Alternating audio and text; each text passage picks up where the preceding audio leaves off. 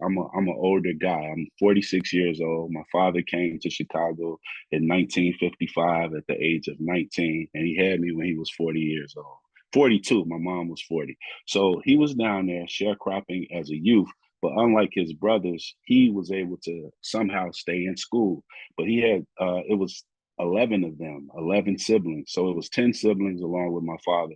And several of his siblings, they had to drop out of school to help the family sharecrop. Sharecropping was a system that was set up to continue to keep people in debt.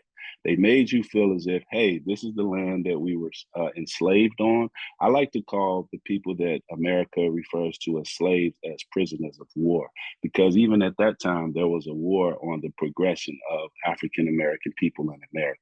Now, with that being said, a lot of people dropped out of school. And when I say that, I'm not talking about high school.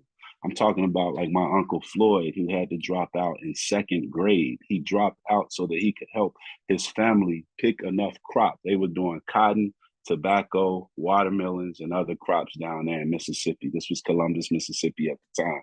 So a lot of them had to drop out of school. So therefore, it led to a high level of illiteracy because you didn't have to know how to read and write to pick crops. You just had to pick crops and hopefully pick enough to where you will be able to pick enough so that you will be able to live on this land. Now they sold you a dream. They say, hey, one day you pick enough crops, you'll have enough money to purchase and own something. But it was like a hamster chasing his tail on a wheel. It never occurred.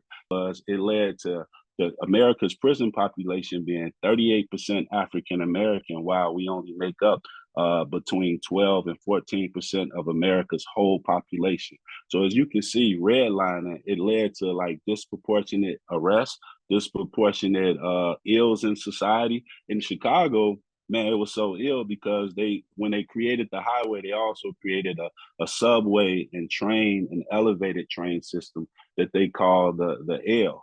And with that being said, the L leaving from downtown, which is the nice part of Chicago, coming out to the south side of Chicago, that train is called the Red Line. So you're riding through a red line community on a train called the Red Line.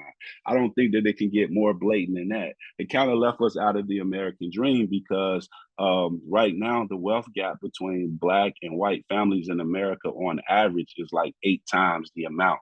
In some instances, it's 10 times the amount. Just here in Chicago and Inglewood,